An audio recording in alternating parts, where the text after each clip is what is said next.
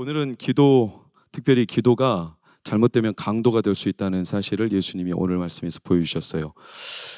인류 역사상 많은 테러들이 있는데 우리가 기억하는 선명한 테러 가운데 하나는 9.11 테러입니다. 그렇죠?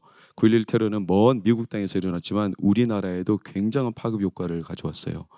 끔찍했죠. 쌍둥이 빌딩이 비행기로 완전히 부딪혀 무너져 내리는 광경을 우리가 수십 번 본 것 같아요. 저도 굉장히 많이 봤어요. 그것을. 얼마나 끔찍했습니까? 9.11 테러의 주범이 누구였습니까? 네, IS 조직이었고 무슬림 단체 이렇게 굉장히 극단적인, 근데 그 중에 리더였던 오사마 빈 라덴이었죠. 오사마 빈 라덴이 그 뒤로 잠적을 했어요. 숨어 다녔죠. 그리고 그를 찾기 위해 CIA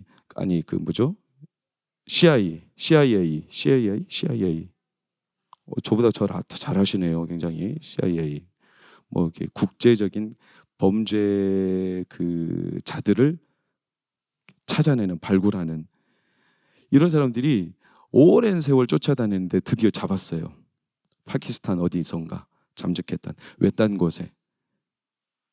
그때 당시 집을 한번 보시겠어요? 사진을. 여기 이제 오사마 빈 라덴이 거처했던 집이라고 뉴스에 떴죠. 그 다음 사진 한번 보시겠어요? 그리고 이렇게 이제 폭격으로 현장에서 사살했어요. 여러분, 오사마 빈 라덴을 잡았던 가장 정확한 단서가 뭔지 아시죠? 너무나 유명한 애인데 뭔지 아시죠? 다들 기도와 말씀에만 전념하시느라 그런 건 전혀 관심이 없는데 몇몇 분이 말씀하시는 것 같아요. 그게 뭐냐면 빨래예요. 빨래. 한 1년 가까운 시간을 이 정탐원들이, 정보를 분석한 사람들이 계속 쫓아다니는데 그 가정에 오사마 빈 라덴과 그의 아내들 그리고 자녀들의 모든 인원수를 파악하여 빨래가 걸린 수를 계속 분석하고 통계하면서 그 가정이 빈 라덴의 거처다라는 확신을 갖고 습격을 했어요. 작전을. 그리고 이제 현장에서 잡았죠. 여러분, 아무리 우리가 감추려 해도 결국 꼬리가 잡히게 되어 있는 게 사람이에요. 사람은요, 비밀을 아무리 간직하려 해도 결국 사람의 흔적이 있어요. 흔적이. 때가 남을 수밖에 없어요. 절대로 사람은 감춘다고 해서 끝까지 다 감춰지진 않아요. 특히 하나님 눈앞에서는 더 그렇죠. 우리가 교회 안에서 우리 신앙생활이나 우리 스스로를 돌아볼 때 이런 오사마 빈 라덴과 같은 마귀, 영적인 적, 대적이라 할 수 있는 마귀 세력을 우리가 잡아낼 때는요, 세심히 살펴야 돼요. 세심히. 왜냐? 마귀는요, 웬간에선 잘 보이지 않아요. 눈에 드러나게 활동하지 않는다는 말이에요. 잠적해 있어요. 마귀는 모방의 달인이에요. 그래서 광명의 천사로도 가장한다라는 말씀을 흔히 우리는 들어봤죠. 사람을 이용하고 사건을 이용하고 사람의 마음을 파고들어서 그 안에서 자기의 거처를 삼아 보이지 않게 굉장히 은밀하게, 그래서 이게 도대체 하나님이 주신 생각인지 마귀가 주는 생각인지 도무지 간파하기가 어려울 때가 있을 정도로 그것을 잡아내려면 세밀하게 간파해 봐야 돼요. 뱀이 어디 드러내놓고 다닙니까? 뱀이 다닐 때 막 샥샥샥샥 소리 그렇게 크게 안 납니다. 굉장히 쓱쓱 다니죠. 보이지 않게 보호색을 갖고 주변 지대하고 어울려서. 그러나 뱀을 전문적으로 잡는 사람들 눈에는 확 잡혀요. 꼬리가 있어요. 항상 뱀은. 여러분, 이게 오늘날 우리의 신앙에 아주 중요한 요소예요. 우리가 이게 잘 간파가 안 되는 마귀, 우리 안에 도사리는 강도짓을 하는 마귀, 이게 잘 간파가 안 되기 때문에 우리가 잡아내지 못하는 것이 문제인 거예요. 오늘 말씀이 바로 그걸 보여줘요. 여러분, 교회에 마귀가 있을까요? 없을까요? 교회에 마귀가 있을까요? 없을까요? 있죠. 제가 여러 번 말씀드렸죠. 조나단 에드워즈라는 미국의 18세기 대부흥을 일구었던 목사님이 유명한 말을 남겼다고 제가 말씀드렸죠. 교회가 부흥할 때 마귀도 부흥한다고 말씀드렸어요. 교회가 죽어 있으면 마귀는 건드리지도 않아요. 근데 교회가 부흥할 때, 기도할 때, 말씀을 제대로 선포하고 전도하고자 할 때, 영혼이 살아날 때 마귀도 동시에 부흥한다. 교회에는 마귀가 있어요. 예수님도 충격적인 오늘 선언을 하셨어요. 16절 말씀을 보세요. 장사하는 집, 성전을 장사하는 집을 만들지 말라 이렇게 말씀하셨어요. 그러나 이 요한복음 2장에 예수님의 성전 청결 사건인데 이 성전 청결 사건이 다른 복음서에 다 기록되어 있어요. 마태복음 21장, 마가복음 11장, 누가복음 19장. 그런데 여기에는 장사하는 집이라고 표현 안 하고 뭐라고 말하냐면 강도의 소굴을 만들지 말라 이렇게 말씀하셨어요. 굉장히 심하게 말씀하셨어요. 좀 너무하다 싶은 거죠. 여러분, 장사하는 것과 강도가 같아요? 장사했다고 강도짓 했다고 할 수 있어요? 물론 엄청난 이득을 착복하기 위해서 정가에서 굉장히 많은 이유를 자기가 누렸다면 그 강도짓이라고 우리가 얼추 말은 하겠지만 그렇다고 장사가 강도예요? 아니잖아요. 근데 예수님은 장사하는 집을 만들지 말라 하시면서 강도의 소굴이라고 표현하셨어요. 왜 그랬을까요? 오늘 이 사건의 광경을 13절에서 15절에 보여주는데 보시면 유대인의 유월절이 가까운지라 예수께서 예루살렘으로 올라가셨더니 성전에서 세 가지입니다. 소와 양과 비둘기 파는 사람, 돈 바꾸는 사람, 그리고 15절에 보니까 비둘기 파는 사람들에게 이르며 채찍으로 그를 다 가져가라. 그러니까 세 가지로 예수님의 행동이 구분돼요. 첫 번째는 소와 양을 파는 사람들, 그리고 환전상들, 돈을 바꿔주는 환전상들. 세 번째는 비둘기만 또 따로 구분하여 비둘기를 판매하는 사람들을 다 쫓아내셨어요. 왜 성전 안에서 소와 양, 비둘기를 판매하고 왜 환전상들이 있었을까? 이건 성도님들이 설교나 여러 자료나 이전의 지식으로 다 알고 계신 내용들이죠. 그게 뭡니까?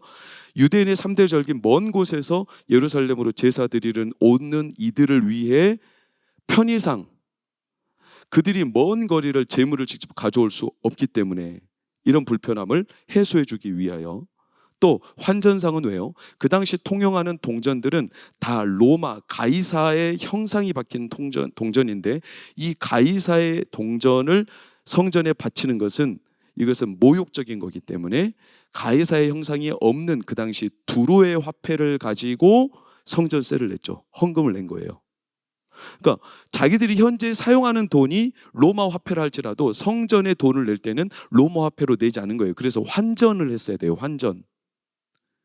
이렇기 때문에 성전에는 당연히 이런 장사하는 이들과 환전상들이 있었어요. 그게 잘못이 아니에요. 근데 왜 이걸 우리가 잘못이라고 말하냐면 그 안에는 암묵적으로 이득을 취하는 자들이 있었기 때문이죠.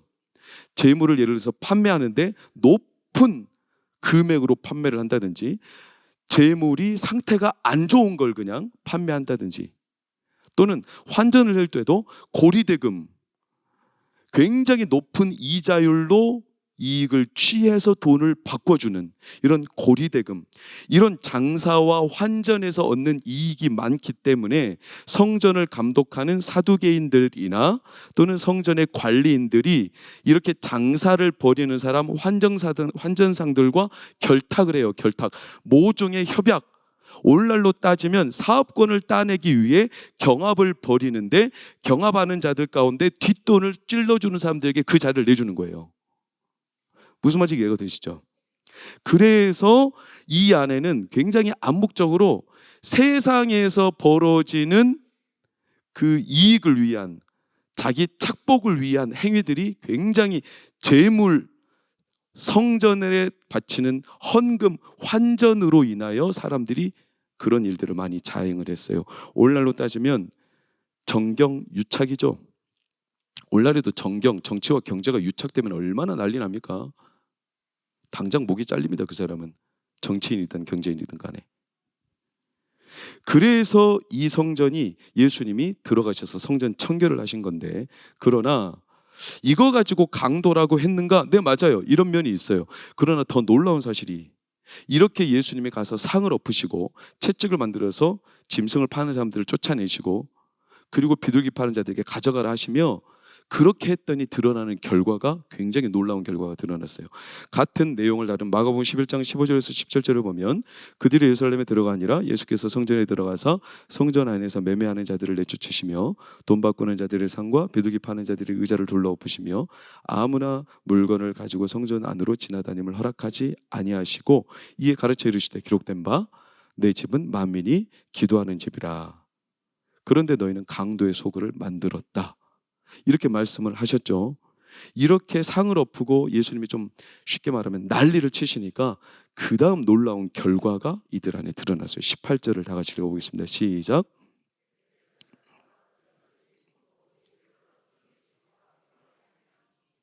있는 무리가 다 그의 교훈을 놀랍게 여김으로 그를 두려워하밀러라. 자, 장사 말씀을 띄워놓으세요. 장사치들만 있는 줄 아셨죠? 환전에서 고리대금을 착복하는 자들만 있는 줄 아셨죠? 예수님이 한번 뒤집어 놨더니 드디어 그 밑바닥에 스멀스멀 올라오는 자들이 있는데 누구예요? 네, 예수님을 어떻게 하려는 자들? 죽이려는 자들. 자, 죽이고 이득을 취하는 자를 뭐라고 그래요? 강도라고 하죠. 누군가에게 자기의 이득을 위하여 목숨을 앗아가는 자를 뭐라고 그래요? 강도라고 하죠. 강도들이에요. 여러분, 예수님은 단지 성전에서 드려지는 제사와 성전세로 착복하는 이런 더러운 행위만 가지고 강도라고 하신 게 아니라 실제로 그 안에는 누가 도사리고 있었어요? 강도떼들이. 자기의 이익을 위해서라면 사람을 죽이는 것을 전혀 아랑곳하지 않는 강도들. 이게 성전이었어요. 이걸 예수님은 들춰내신 거예요. 강도의 소굴이다. 단순히 그냥 내가 이익을 보기 위해서 부정한 짓을 행한다, 이 정도로 강도라고 했다, 그럼 약간 좀 수준을 넘어선 비판이라 할 수 있겠지만 아니에요. 성전은 누구든지 자기의 눈앞에 안 차면, 자기에게 걸림돌이 되면 죽여버리는, 쥐도 새도 모르게 죽여버리고 시체를 갖다가 어디다 버려버리는 강도떼들이 득실거리는 곳이었어요. 강도의 소굴. 여러분, 얼마나 무서운 성전의 모습이에요. 근데 왜 지금까지 사람들은 모를까요? 이런 강도떼들이 득실득실한데 왜 모를까요? 왜 사람들은 가만히 놔둘까요? 여러분 아십니까? 예루살렘 성의 비운의 역사가 늘 반복됐다는 거 아세요? 예루살렘 성이 항상 강도떼들이 있었어요. 대표적인 선지자가 누구겠어요? 예수님 이전에 약 600년 전에 활동했던 예레미야 선지자예요. 예레미야 7장 11절을 보면 예레미야가 내 이름으로 일컬어 받는 이 집이 너희 눈에는 도둑의 소굴로 보이느냐. 예레미야도 그때 당시 도둑의 소굴이라고 딱 단적으로 꼬집어 말했어요. 그랬더니 어떻게 된 줄 아세요? 말씀 띄우지 않겠어요? 나중에 예레미야 27장을 보면 이 사람들이 예레미야를 잡아다가 죽이려고 합니다.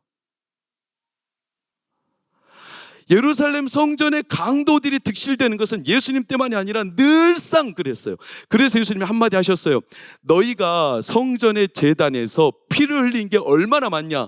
저기 멀리 사가랴로부터 세례 요한까지 너희가 지금까지 항상 성전에서 강도들이 선지자의 피를 흘렸다. 이게 성전의 역사였어요, 여러분. 이게 성전이 오랫동안 반복된 강도짓인데 왜 사람들이 이걸 그대로 두고 의식하지 못하고 방관하고 방치할까요? 문제 삼지 않을까요? 놀랍죠? 그들이 처음부터 그랬을 네, 그들이 처음부터 그렇지 않았을 거예요. 그럼 어떻게 된 일이냐? 일종의 동조현상이에요. 동조현상. 동조현상이 뭔지 아세요? 강도하고 가까이 지내면 그 강도가 어떻게 될까요? 문제 없어 보입니다. 강도하고 가까이 지내다 보면 친숙해지면 그냥 내 사람이 되는 거고 나 별로 괜찮은데 문제 없어 보이는 이렇게 돼요. 예를 들어볼까요? 우리나라 대도 중에 대도 누구죠? 조세형 말고 그 다음 신창원 누구요? 신창원 하여튼 그런 건 잘하셔. 성경의 인물은 모르는데 신창원. 여러분 신창원 때 귀신 출몰하듯이 막 얼마나 대단했습니까? 와, 근데 사람들이 신창원을 영으로 떠받들였어요. 너무나 막 출몰이 희귀하니까 경찰들이 못 잡는 거예요. 심지어는 신창원이 입었던 이 무지개 티셔츠, 그걸 살려고 동대문하고 남대문에 난리 났었어요. 품귀 현상이 일어나고. 신창원하고 잠시 함께 동거했던 여인은 신창원을 동조해줬죠. 숨겨줬죠. 감춰줬죠. 더 이상 문제로 느껴지지 않아요. 이것을 제가 기억이 잘 안 나는데 스톡홀름 증후군인가 그래요. 맞나 모르겠네요. 청년들 알아요? 스톡홀름 증후군이라고 있죠. 이게 도둑과 강도와 범죄자와 같이 지내다 보면 자기도 모르게 물들어가서 동조되는 현상을 말해요. 동조돼요. 여러분, 우리나라 또 한 번 그때 1988년 전경환 씨 때문에, 전두환 전 대통령의 동생 전경환 씨 때문에 너무나 열받아가지고 그 교도소 한 직원을 이렇게 총으로인가 칼로 찔러버리고 탈옥해가지고 서울에서 한동안 막 인질극 벌였던 지강원이 그때 외쳤던 말이 유전무죄 무전유죄 아닙니까? 이 지강원이도 여러 집을 전전긍긍했는데 그때 지강원을 진짜 만난 사람들은 지강원한테 인간적인 미를 느낀다고 그랬어요. 물론 그 사람도 사람이긴 사람이죠. 억울했어요. 왜냐? 전경환이는 70억을 횡령하고서 7년 받았는데 이 사람은 500 얼마 도둑질하고 17년형을 받았거든요. 그러니까 열받아가지고 그렇게 행동한 거예요. 그러나 그런 방법은 악이죠. 악. 사람을 무고하게 죽이고 그리고 인질극을 벌리고. 그런데도 불구하고 이런 이들에 대해서 사람들이 굉장히 친숙함을 느끼게 돼요. 친숙함. 가까이서 보니까 인간이던데 나라도 그러겠다. 한 도둑이 집에 침입했습니다. 집에. 근데 이 도둑이 혀가 짧은 사람이에요. 혀가 짧아요. 그래서 주인이 막 훔치고 있는데 주인이 깼어. 꼬딱마! 그랬더니 주인도 동조돼가지고 까딱이야! 그랬다는 거 아니에요? 빠른 시간에 동조되는, 빠른 시간에. 여러분, 예루살렘 성 안에서 이 강도 짓이 버젓이 일어나는데 놀랍게도 문제의식을 삼지 못하고 수백 년이 흘러간다는 것은 동조되고 있다는 증거예요. 그래서 그들이 한마디도 안 하는 거예요. 누군가 한 사람이라도 계속 말을 했다면 그들이 함부로 그렇게 못했을 겁니다. 강도짓을. 여러분, 우리도 그렇잖아요. 옆에서 애기 한 명만 나를 뚫어자라고 쳐다보고 있으면 그 애기가 말도 안 하는 그냥 깐난장이에요. 그런데도 애기만 쳐다보고 있어도 우리는 악한 일 잘 못합니다. 그렇지 않습니까? 그런데 한마디도 누구도 말을 안 했다는 증거를 할 수 있죠. 점점 동조되어 가는 거예요. 동조. 이게 굉장히 무서운 거예요. 그러니까 마귀는 교회 안으로, 우리의 마음으로 침투해 들어올 때 굉장히 친숙하게, 안 보이게, 은폐엄폐하면서 마귀처럼 안 보여요. 뱀이 쓱 지나가듯이 강도의 소굴이 되어버리게, 기도의 처소가 우리의 마음속을. 여러분, 최근에 이제 우회로 차로법이 바뀌었잖아요. 이거 이제 파란불 켜지기 전까지는 건너면 절대 안 되잖아요, 차가. 그렇죠? 이거 건너면 무조건 안 돼요. 그런데 그래도 우회하는 차들로 인하여 횡단보도를 건너는 사람들이나 이 사고량이 지금도 많아요. 하도 답답해서 법을 신설했는데도 왜 이게 사고량이 여전히 많냐? 이것을 도로관리교통공단에서 실험을 해봤어요. 어떤 실험을 하는지 아시죠? 놀랍게도 건너는 사람들이 차가 올 때 이 차가 법이 있는데도 건너려고 하는 차들이 지금도 많습니다. 그때 뭐 하냐면 손짓을 해요.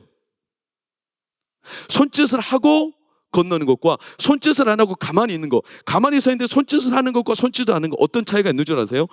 50대의 차량을 가지고 실험을 했는데 손짓을 안 하고 그냥 가만히 서 있으면 몇 대가 그냥 지나가냐면 44대가 그냥 지나가요. 50대 중에. 그런데 놀랍게도 아무것도 안 해요. 차가 오는데 손짓 한 번 해서 몇 대가 지나가는 줄 아세요? 17대만 지나가요. 2배 이상 차이가 나요. 여러분, 손짓 한 번 때문에도 사람들이 주의를 가질 수 있다는 거예요. 그런데 동조되었다는 거예요.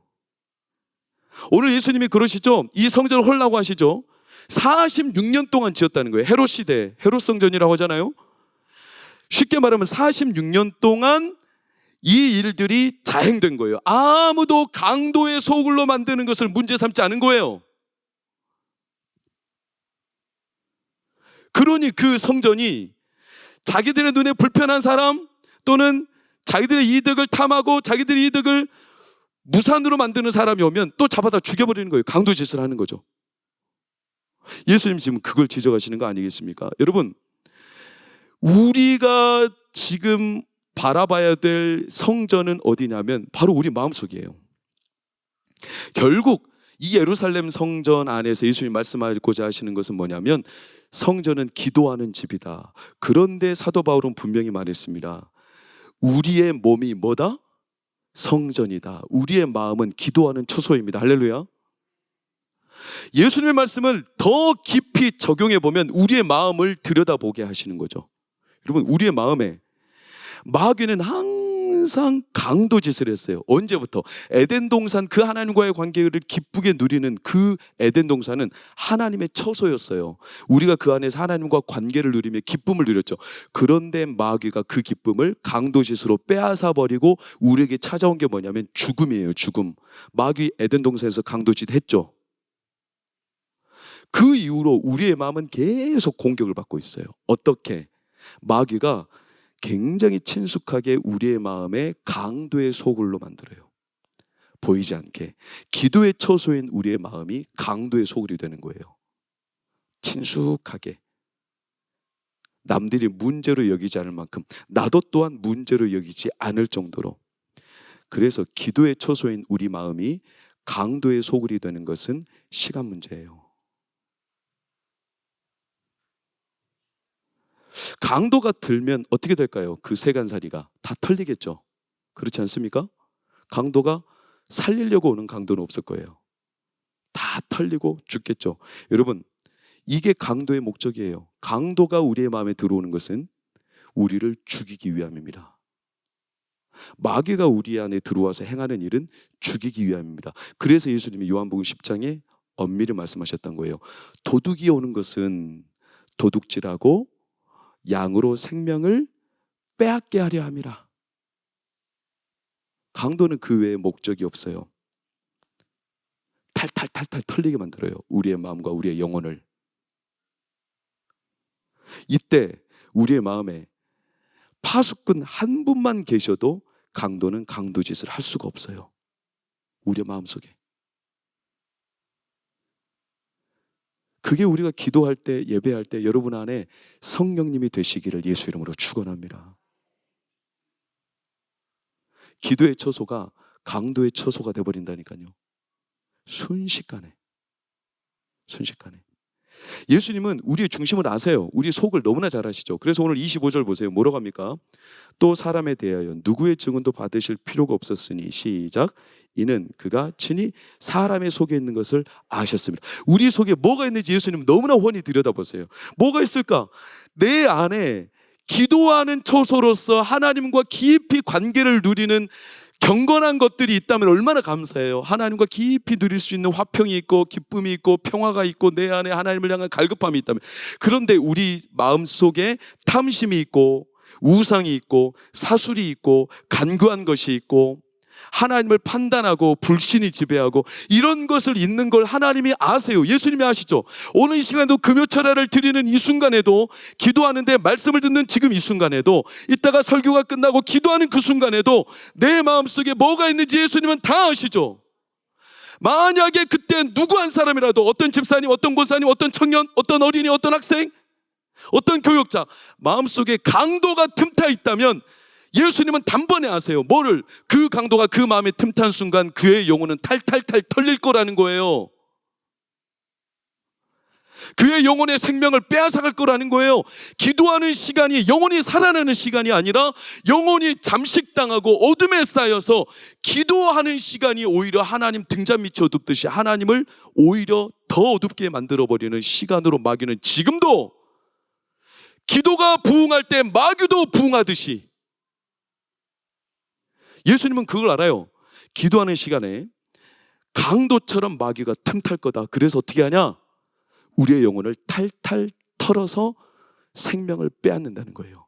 이걸 예수님이 아시죠? 너무나 잘 아세요. 그렇기 때문에 어떻게 하시는 거냐면, 예수님은 우리를 살리려고 강도 만난 자, 오늘 이 시간에도 영혼이 강도 만난 자, 하나님과의 관계가 끊어져서 더 이상 기쁨이 없고, 찬양을 해도 영혼에 소생함이 없고, 영혼의 호흡이 멈춰버린 자들, 강도가 영혼을 탈탈 털어버린 자들, 지난 일주일 동안 삶에 너무 떠밀려서 기도를 하려고 해도 졸음이 쏟아지고 잡념이 쏟아지고 두려움이 쏟아지고 불안이 쏟아지며 도무지 하나님 앞에 나아가기에 강도 만난 자처럼 영혼이 주저앉아 버린 자들, 이들을 하나님은 너무나 잘 아시기 때문에, 그래서 오늘 예수님이 성전을 청결하게 하시는 거예요. 왜? 살려야 되니까. 동방교회가 기도가 죽지 않고 잠에 빠지지 않고 강도에 탈탈 털려서 죽지 않아야 되니까 성도들을 살게 하시려고, 그래서 청소를 하시는 거예요. 여러분, 왜 요한은, 다른 복음서는 제가 앞서 말씀드렸듯이 이 성전 청결 사건을 마태복음은 21장, 마가복음은 11장, 누가복음은 19장 거의 끝자락에 대놨습니다. 성전 청결을 언제 한 거냐면 예수님이 십자가 지시기 전에 하신 거예요. 근데 요한은 유난히 요한복음 초두의 기록에 놨어요. 요한복음 2장 순서상에 엇갈려 있죠. 왜 요한은 굳이 2장 가장 처음에다가 이것을 해놨을까요? 요한은 항상 뭐에 관심이 있냐면 예수님이 누구신지에 대한 관심이 많은 분이에요, 요한은. 그래서 제가 지난번에 요한에 대한 설교를 하면서 우리에게 오신 예수님이 누군가, 에고에이미, 나는 빛이다, 나는 생명의 길이다, 나는 떡이다, 나는 길과 진리와 생명이다, 나는 양의 문이다, 나는 포도나무다, 이런 말씀을 요한복음에 다 들어있는 거예요. 예수님이 누구신가, 이걸 요한은 항상 관심 있게 바라보는 자예요. 예수님이 누구시냐면 오늘 성전 청결을 가장 먼저 제시한 이유는 딱 거기에 있어요. 예수님은 이 땅에 오신 이유가 마귀가 우리의 마음에 강도로 들어와 영혼을 죽이는 자들이 있기 때문에 예수님은 그 강도 잡는 자로 오셨다. 할렐루야. 이걸 요한은 가르쳐주고 싶은 거예요. 강도 잡는 자로 오셨다. 우리 마음속에 강도가 있다. 그 강도를 잡기 위해서 오셨다. 잡으면 어떻게 하시냐? 요한복음 10장, 양으로 생명을 얻게 하고 더 풍성히 얻게 하려 하심이라. 우리를 살게 하려 하심이라. 그러기 위해서 어떻게 하시냐면 오늘 말씀의 핵심입니다. 18절 19절을 보십시오. 이에 유대인들이 대답하여 예수께 말하기를 네가 이런 일을 행하니 무슨 표적을 우리, 그럼 넌 도대체 뭘 하려고 그러냐? 이렇게 물은 거죠. 19절 시작. 예수께서 대답하여 이르시되 너희가 이 성전을 홀라 내가 사흘 동안 일으키리라. 이게 예수님의 답이었어요. 성전 청결을 말씀하시면서 굉장히 파격적으로 충격적인, 이 성전을 어떻게 해라? 헐어버려라. 쉽게 말하면 46년 동안 지었는데 이걸 다 무너뜨려 버리라는 거예요. 물론 골자 그대로 받아들이는 것은 어려움이 있어요. 성전을 진짜 헐라는 것은 아니에요. 그러나 예수님은 만약에 헐 수만 있다면 지금 외형만 가득하고 그 안에 강도가 득실되는 성전이라면 하나님은 무너뜨리시겠다는 뜻도 맞아요. 무너뜨리겠다. 헐어버려라. 아니 이 정도까지 해야 되나? 이 정도까지 해야 됩니까 여러분? 그런데 맞아요. 어차피 이대로 두면 강도에게 헐리게 돼 있어요. 우리의 영혼이 강도에게 탈탈 털리게 돼 있어요. 어차피 이대로 놔두면. 그러니까 이도저도 안 돼요. 완전히 새롭게 하나님이 청소하시는 거예요. 완전히 새롭게. 여러분 이건 빈말이 아닙니다. 46년 동안 세워진 성전이라도 내 몸이 이미 기도 생활이 익숙해져서 하나님과 깊어진 관계라면 너무나 감사한 일이지만, 이제는 예배가, 찬양이, 기도가, 하나님과의 교통하는 자리가 익숙해져서 더 이상 감동도 없고 감화도 없고 껍데기만 남아버렸다면 이건 예수님의 빈말이 아닙니다. 내 삶을 완전히 헐어버리겠다는 겁니다.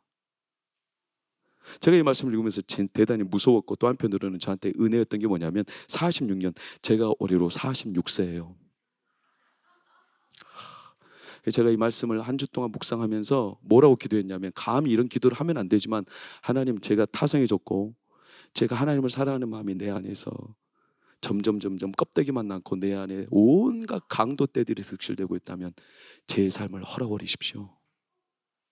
저도 46년 됐습니다. 하나님, 46년.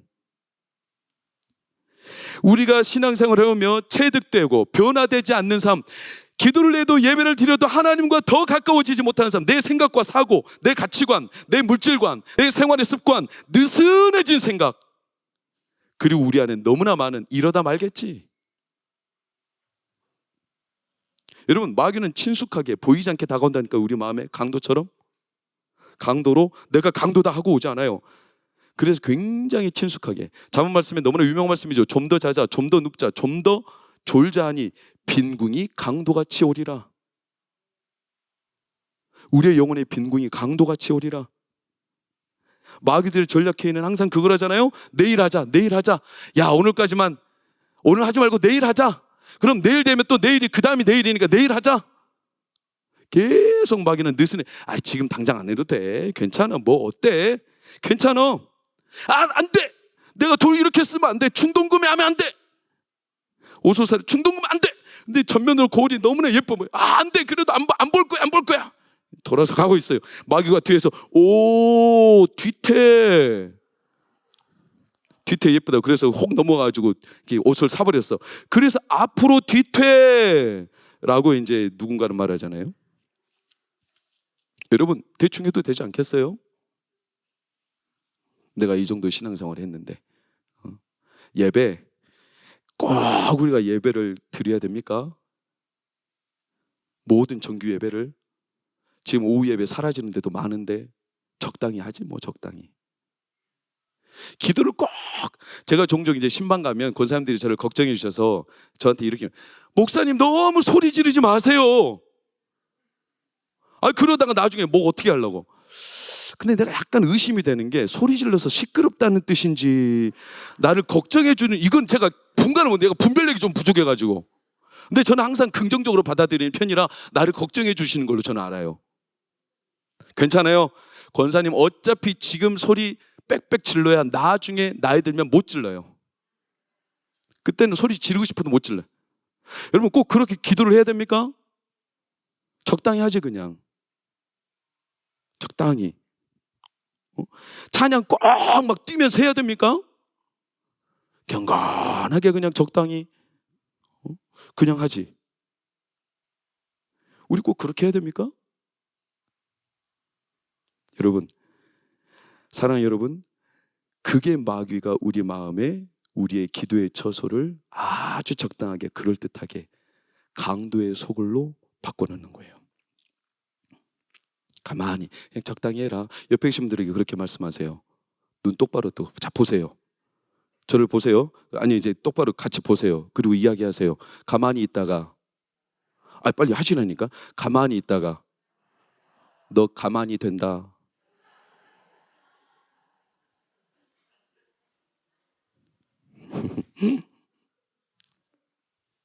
여러분, 강도가 따로 있는 거 아니에요. 칼 든 게 강도가 아니에요. 결국 우리 안에 주인 행세를 하고 주인이신 하나님과의 관계를 멀어지게 만들고, 그럴듯하게 말라기 선지자가 아파하며 말했어요. 하나님이 말씀하세요. 너희가 왜 내 자대나다 헛된 것을 드리느냐. 우리가 언제 그랬습니까? 우리 항상 예배도 드리고 항상 하나님 앞에 제사 드리는데, 하나님이 단적으로만 너희가 저는 것, 병든 거, 상한 거, 너희들에게 가치 없는 거, 그거 가지고 와서 나한테 적절한 형식으로 드리며 예배를 드렸다라고 말하고 기도했다고 말하고, 그러는 게 과연 나를 경외함이냐? 너희가 내 성전을 강도의 소굴로 만들었구나. 그래서 하나님이 너무나 무서운 엄포를 하셨어요. 말라기에 차라리 이 성전문을 닫아버리면 좋겠다. 저들이 헛된 건 못 드리게.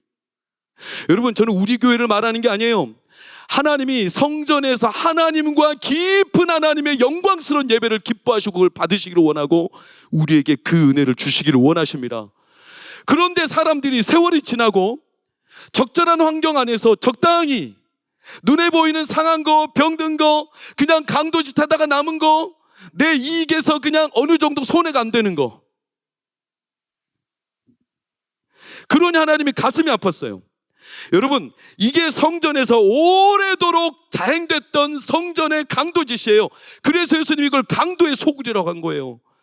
예수님이 딱 말씀하시니까 예수님 잡아다 죽여버리고 하잖아요. 강도짓이 드디어 드러나잖아요. 여러분, 우리가 우리 마음속에 있는 뱀, 강도와 같은 이 마귀, 우리 마음속에 기도의 처소를 강도의 처소로 바꿔버리는 이 뱀을 쫓아내는 길이 뭐겠습니까? 어떻게 쫓아낼 수 있습니까? 우리 어르신들이 지혜로웠어요. 우리 선조들이 지혜로웠어요. 지금 너무나 집이 좋아서 그런 경우는 없겠지만, 우리 시골에서 살 때 우리 할머니 할아버지 아궁이에 불을 떼죠. 산동네에 있죠. 그냥 시골 동네에 있죠. 뱀이 득실득실 됩니다. 뱀이 집 가까이 온다고 우리 어른들 어떻게 하셨어요? 아궁이에다가 불을 엄청 떼버렸어요. 왜? 뱀은 습지대에 살거든요. 뱀은 어두침침하고 습한 곳, 이곳을 찾아다니거든요. 그러니 어른들은요, 뱀을 쫓아내기 위해서 그 집을 아궁이에다가 불을 부뚜막이 날아갈 정도로 확 떼웠어요. 여러분, 교회 안에 우리의 마음에 마귀와 강도가 들어오지 않게 하려면 방법은 딱 한 가지밖에 없습니다. 그게 뭐냐? 우리의 영혼을 성령께서 뜨겁게 태우셔야 합니다.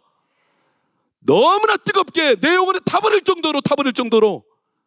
가만히 있을 수 있습니까? 적당히 할 수 있습니까? 기도와 찬양과 예배를 적당히 하면 우리의 영혼이 소유가 됩니까? 안 돼요. 그러니 예수님이 이 성전을 헐어버리라는 거예요. 그걸 어떻게 말씀하셨냐? 오늘 말씀 17절을 보세요. 하나님의 전을 사모하는 열심히 삼켜버릴 거다. 이 삼켜버린다는 단어는 불로 확 태워버린다, 이런 뜻을 갖고 있어요. 삼켜버리리라. 왜 삼켜버립니까? 불로 살게 하기 위해서. 그렇게 되면 성도들이 죽으니까. 냉랭하고 음지가 있고 기도에도 찬양에도 예배에도 우리의 영혼에 하나님과의 감격이 없으면 그냥 강도가 틈타서 죽어가니까 하나님이 이대로 안 된다. 이 영혼, 이 삶을 헐어라. 그리고 하나님의 성령의 불로 뜨겁게 태워버리시는 겁니다. 여러분, 이게 예수님이 오늘 성전을 청결케 하시는 하나님의 목적이었어요. 때로는 우리가 우리 삶을 허물어 버리시려는 하나님을 볼 때 오해할 수 있어요. 왜 내 삶을 허무시려는 거야? 왜? 나를 죽이려시는 건가? 아니에요. 그렇지 않아요. 하나님이 우리를 살게 하려 하심이에요. 살리시려고.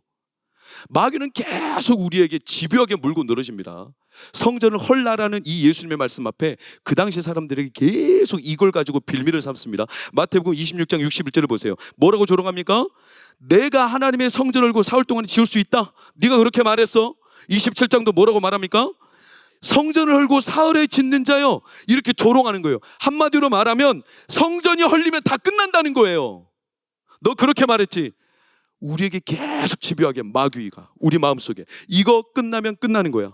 이거 무너지면 끝나는 거야. 너 이거 놓아버리면 끝나는 거야. 이 삶이 헐어지면 내 삶은 끝나는 거야.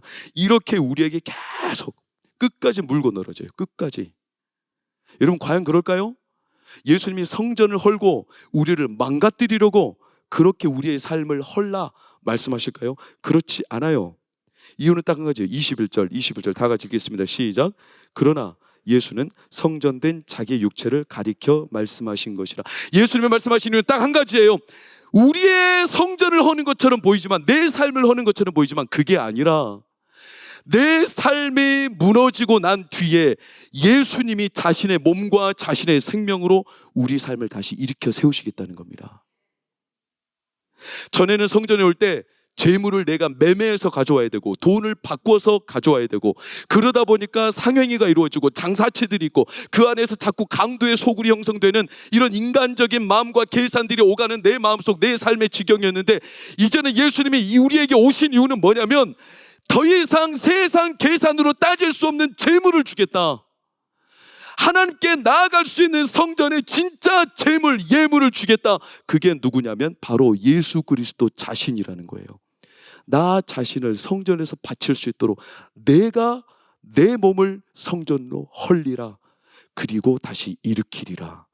여러분, 우리의 마음의 강도를 쫓아내시고 성전을 허시는 이유는 예수님께서 우리의 삶에 강도가 틈타지 못하도록 이제는 하나님의 예수 그리스도를 통하여 내 삶을 받으시고자 하심입니다. 이게 예수님의 성전 청결 사건이에요. 여러분, 말씀을 맺겠습니다.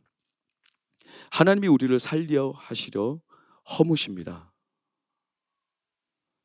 내 삶에 강도가 틈타는 거, 느슨해진 거, 이러다 말겠지, 이제 적당히 하자, 뭐 이렇게까지 해야 되나, 이런 우리 안에 강도가 틈타서 계속 느슨해지고 나도 모르게 강도의 소굴이 되어가는 내 마음의 기도에 쳐서 하나님만 온전히 바라보고 예수 그리스도가 내 영혼에 가득 차서 나를 위해 죽으신 그분 때문에 내가 하나님과 온전한 관계를 누려야 될 내 성전, 몸된 성전이 그 예수 그리스도로 충만하지 않고 전혀 엉뚱한 것들로 강도의 소굴이 되어가는 우리를 위해 예수님은 오늘도 46년 되었을지라도 그 성전을 헐라 하십니다. 예수님이 허실 때 여러분 꼭 기억하시기를 주의 이름으로 축복합니다. 어려운 걸 헐라고 하실 겁니다. 다른 말에 다 달라요. 그게 여러분 경제적인 문제일 수도 있어요. 그게 내 자존심일 수도 있어요. 그게 내 안에 열등감일 수도 있어요. 그게 내 안에 반복되는 악습일 수도 있어요. 이게 무너지면 나는 끝난다라고 생각하는 것들이 있으시죠? 예수 그리스도 아닌 내 몸과 마음과 내 영혼을 진짜 세우시는 분이 예수 그리스도라는 이런 확신과 평강이 아니라 그래도 내가 예수 그리스도 외에 다른 것 이거 붙잡지 않으면 내가 내 삶이 내 가정이 내 인생이 허물어진다고 생각하는 것 있습니까? 조심스럽지만 그러나 담대히 도전합니다. 하나님이 우리를 살게 하시고 우리를 세우실 때 바로 그것을 헐라고 하십니다. 그게 헐려야 예수 그리스도가 우리로 인하여 다시 진짜 생명으로 우리를 일으키십니다. 저와 여러분의 삶을 하나님의 성전으로 받으십니다. 그게 우리를 죽이는 게 아닙니다. 그게 나를 해치는 게 아닙니다. 그렇게 느껴질지라도 그렇지 않아요. 나를 살게 하시려는 거예요. 살게 하시려. 그리고 하나님과의 관계가 회복되게 하시려. 이걸 제자들도 몰랐어요. 그러나 제자들도 마침내 알죠. 22절을 보시면 죽은 자 가운데서 살아나신 후에야 제자들이 이 말씀하신 것을 기억하고 성경과 예수께서 하신 말씀을 믿었더라. 결국에 제자들도 알게 됐어요. 내 삶이 무너지고 내 삶이 하나님 앞에 이런 부분들을 다 헐어서 내가 왜 이게 하나님이 나를 이렇게 하시는가 생각하던 것들이 헐어지는 게 결코 헐리는 게 아니에요. 나를 새롭게 하시는 하나님의 섭리예요. 섭리. 사랑하는 여러분, 오늘 기도할 때 우리를 새롭게 하시는 은혜가 있기를 축원합니다. 자존심을 다 하나님 앞에 헐게 하시고 내 마음에 꼼쳐놓고 있던 내가 붙들고 있던 이게 헐리면 안 된다라고 내 은밀한 영역 내 삶에 하나님과 자유하지 못하고 늘 내 염증이고 내 생각을 사로잡고 있는 그런 어떤 생각, 습관, 마음의 일, 그 사람과의 관계, 어떤 사건, 나 혼자 그냥 꼼쳐놓고 있는 아간처럼 꼼쳐놓고 있는 내 안에 어떤 강도의 소굴처럼 만드는 그런 수많은 원인들, 저는 모르지만 성도도 그걸 잘 모를 수는 있지만 그러나 예수님은 우리의 속을 아십니다. 그래서 만약 오늘도 예수님 우리를 사랑하시고 우리를 살려 하신다면 반드시 그것을 허물어뜨리실 테니 여러분 두려워하지 마십시오. 우리를 죽이시려는 게 아니라 살리시려는 겁니다. 살리시려고. 그리고 결국 그 일을 통해서 우리가 하나님의 성전됨을 증거하실 겁니다. 그 뒤로는 하나님의 기쁨이 임할 겁니다. 하나님의 평강이 임할 겁니다. 우리의 마음, 우리의 삶을 청결하게 하신 뒤에 드러나는 하나님의 평강, 얼마나 놀라운지 몰라요. 저는 요즘에 우리 자녀들 때문에 가끔 웃어요. 자녀들이 요새 어디서 퀴즈를 많이 배워와가지고 퀴즈를 자꾸 애들 퀴즈가 얼마나 이렇게 기발한지. 우리 청년들이나 학생들에게 맞는 퀴즈네. 성도님들, 우리가 인생을 10점 만점으로 살면 얼마나 좋겠어요. 10점 만점으로 10점 만점으로 살아야 되는데 10점 만점이 아니어도 된다 그러면서 우리 애들이 나한테 퀴즈를 뭐라고 하냐면 아빠 10이 작아지면 뭘까? 그렇게 빨리 말하면 싱겁잖아. 누구야 도대체? 그래요, 맞아요. 10이 작아지면 십자가예요. 그렇게 이야기하는데 맞아. 내가 모든 걸 다 잘하고 모든 걸 만족스럽게 소유하는 게 중요한 게 아니라 십자가 앞에 서면 하나님이 나로 하여금 회복시키셔서 하나님의 모든 기쁨과 은혜의 선물을 우리 가운데 부어 주십니다. 오늘 그런 일이 있기를 축원합니다. 여러분, 빈말이 아닙니다. 46년간의 성전을 헐라 내가 세우리라. 오늘 저는 46년, 여러분 몇 년이에요? 여러분의 삶에 굳어져 버린 생각과 습관이 몇 년이에요?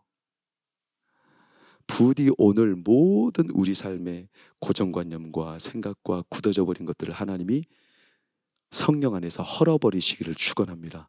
성령으로 불태우시고 그 가운데 하나님께서 기뻐하시는 하나님의 우리 마음의 믿음, 금보다 더 귀한 믿음, 하나님이 기뻐하시고 받으실 만한 믿음, 그 믿음이 우리 가운데 가슴 뜨겁게 남는 시간이 되기를 예수 이름으로 축원합니다.